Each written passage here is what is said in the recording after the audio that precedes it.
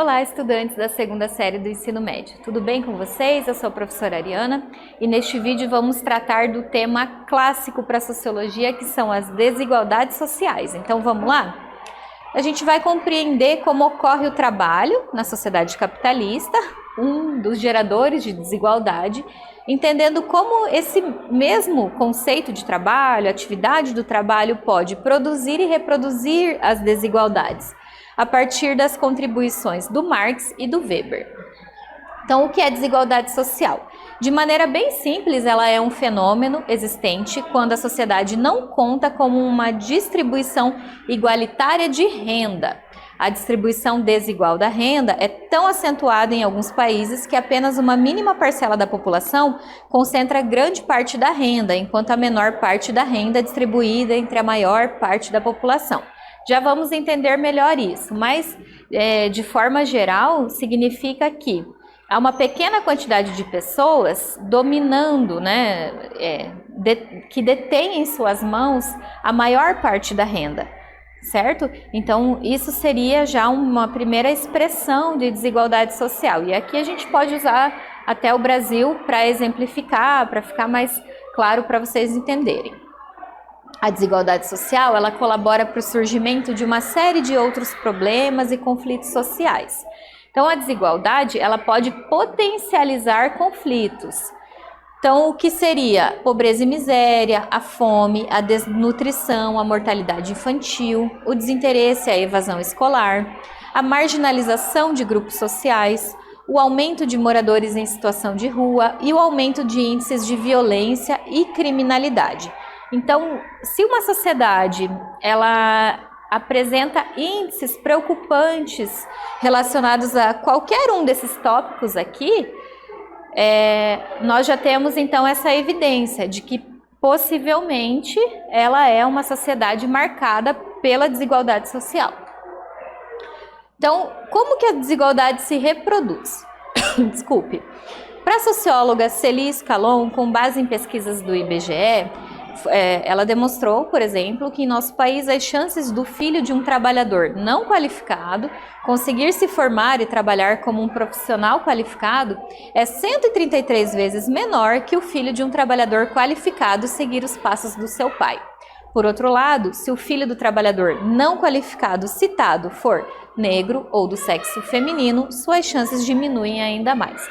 Então aqui ela está dando um exemplo que a gente pode até pensar, se um filho de uma família de classe trabalhadora teve seus pais que não ingressaram no ensino superior, que tem trabalhos com remuneração baixa, é muito difícil que essa criança ou adolescente sonhe com profissões, por exemplo, uma medicina, uma engenharia, cursar uma faculdade de direito. Por quê? Porque ele também não vê perspectiva, ele não enxerga no seu histórico familiar e ele não vê perspectiva real para que isso ocorra em sua vida, já que ele precisa trabalhar e muitas vezes tem que conciliar o estudo e o trabalho.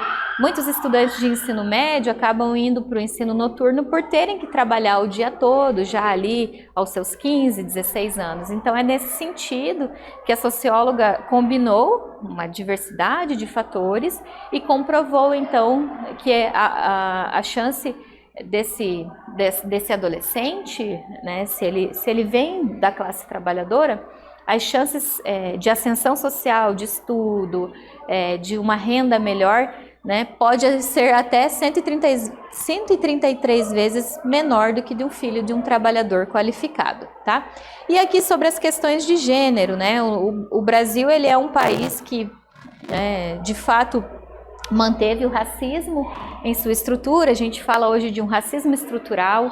Um autor que eu indico para vocês é o Silvio Almeida. Ele tem inclusive um canal no YouTube chamado Entre Linhas, que tem uma discussão, bem aprofundada sobre esse racismo estrutural, para você entender por que um jovem negro ele tem muito menos chances do que um jovem branco, para você compreender por que uma mulher negra, se for comparada a trajetória dela com uma mulher branca de classe média ou uma mulher branca da mesma classe, vai expressar essas desigualdades também. Então, o gênero, ele remete também a outras formas de desigualdade.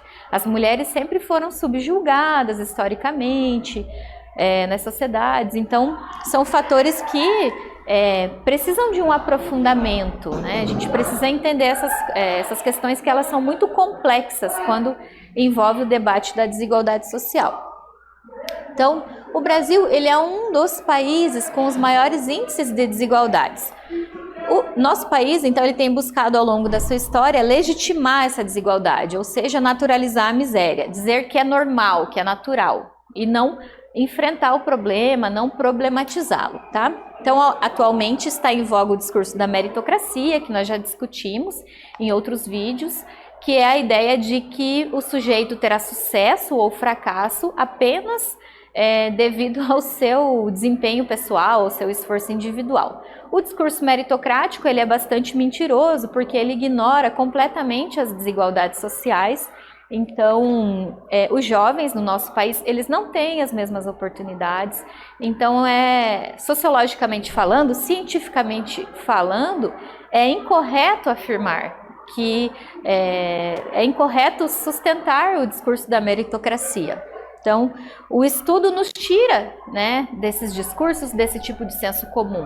Se você começa a ler, a estudar, você para de reproduzir, inclusive, discursos como esse, que são tão pobres, assim, que são tão... que ignoram, assim, a realidade, o que está diante dos olhos, né? Então, é muito complicado defender o discurso meritocrático. Então, ele é um modelo de hierarquização baseado apenas em méritos pessoais, onde o processo de alavancamento profissional e social seria uma consequência apenas de méritos individuais de cada pessoa ou dos seus esforços e dedicações.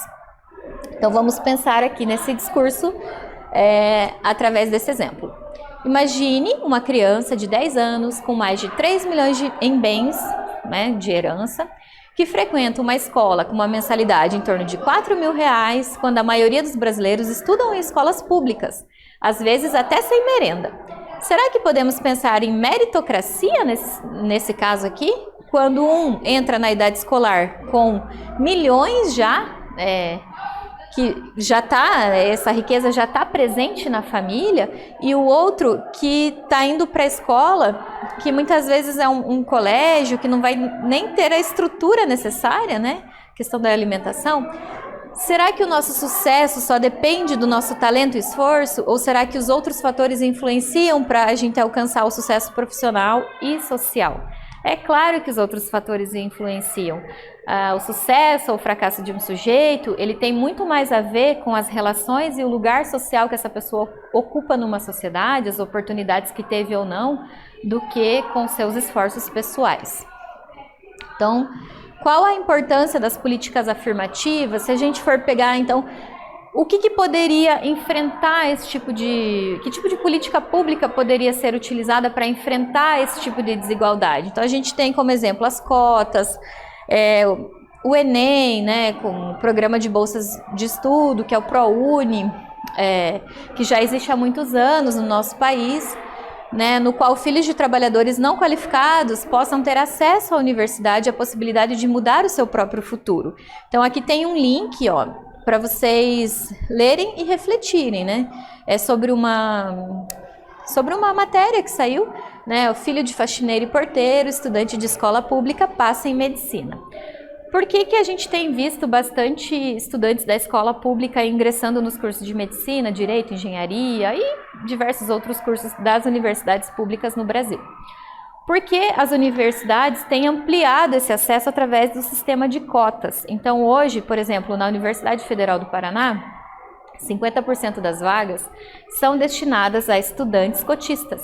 Escola pública, indígenas, estudantes negros, tá? Então, você tem aquele recorte ali, essa reserva de vagas para os cotistas, como uma forma de incentivá-los a ingressar no ensino superior, já que historicamente esses grupos foram marginalizados. Muitas pessoas confundem o sistema de cotas como se ele tratasse o estudante de escola pública, o estudante indígena ou negro como inferiores, mas isso, assim como as pessoas têm um olhar equivocado e defendem o discurso da meritocracia, há também um equívoco ao achar que o sistema de cota vai diferenciar um aluno e dizer que ele é menos capaz. O sistema de cotas, ele amplia a oportunidade para quem não teve historicamente oportunidades. Então é algo muito simples de compreender, não é difícil, mas a gente tem que ter, primeiro, essa abertura, esse olhar para compreender as desigualdades sociais. E aí depois a gente consegue entender melhor as políticas públicas que vêm para combater ou então minimizar as desigualdades, tá? Então na primeira atividade nós temos o seguinte enunciado: a pobreza e a desigualdade são construções sociais que se desenvolvem e consolidam a partir de estruturas, agentes, processos que lhes dão forma histórica concreta. Então a gente vê na concretude da vida, a gente vê na realidade social essas coisas se expressarem, né? Então os países e regiões da América Latina moldaram desde os tempos coloniais até os nossos dias expressões desses fenômenos sociais que compartilham altíssimos níveis de pobreza, desigualdade, que condicionam a vida política, econômica, social e cultural. Então, a partir desse trecho, você vai identificar os fatores que geram desigualdades na América Latina, Para responder essa pergunta, você deve levar em conta o histórico de ocupação, de formação dos países latino-americanos.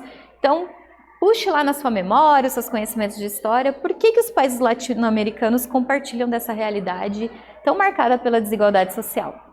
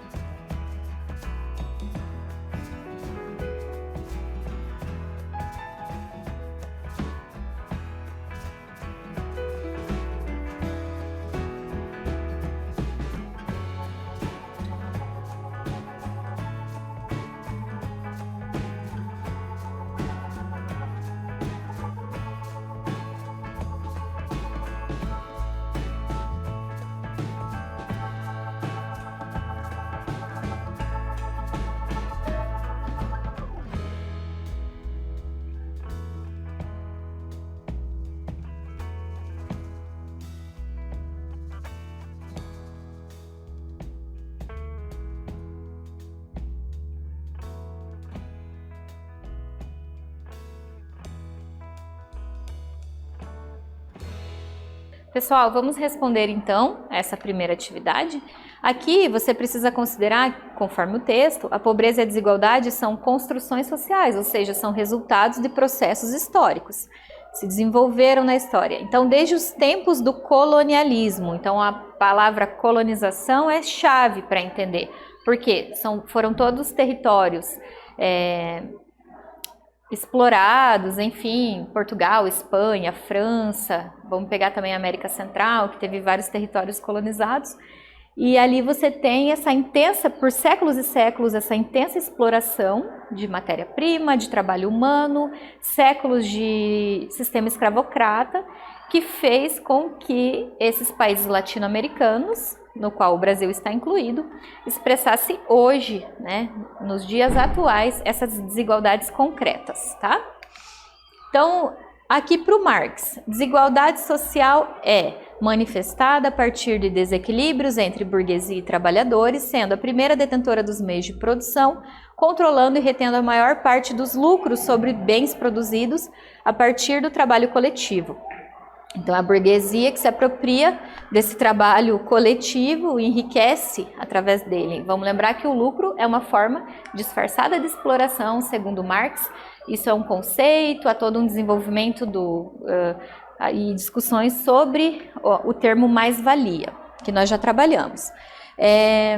Essa lógica é perpetuada. Aqui está citado a mais-valia, que concentra a renda e marginaliza os cidadãos, além de gerar muitos desempregados, causando concorrência entre trabalhadores e privando-os de emancipação. O Marx também vai dizer, através de um conceito chamado exército de reserva, que a sociedade capitalista mantém estrategicamente sempre um grupo permanente de pessoas desempregadas. Por quê? O fato de existir pessoas desempregadas faz com que os salários sempre se mantenham em níveis medianos para baixo, já que a classe burguesa vai ter a seu dispor aquele trabalhador que está fora do mercado, poderá até ofertar salários menores se o trabalhador que está com ele reivindicar melhores condições. Então, é uma estratégia do sistema capitalista que exista pessoas desempregadas. E aí colabora com a desigualdade social. Já para o Weber, há uma observação das estratificações sociais. Então, as 3 grandes estratificações ocorrem no campo da economia, do status de uma pessoa, né? Que status ela ocupa. Muitas vezes uma pessoa tem status social, tem prestígio, tem um certo poder político e não tem muito dinheiro, mas ele está envolvido com grupos políticos ou com grupos de empresários, grupos influentes. Então, aqui não está citado, mas tem um autor chamado Pierre Bourdieu, que vai dizer o quanto que o status, o capital social de uma pessoa também ele coloca em um lugar de poder. Então, existe essa discussão, né, já a partir do Weber, e também uma discussão sobre a diferenciação no acesso à renda, ao prestígio, ao controle social. Isso acontece por meio de diferenciação entre habilidades, qualificações, interesses. Então, o sistema capitalista ele é muito mais complexo, e as desigualdades sociais também, do que dividir as pessoas apenas entre pobres e ricos, tá?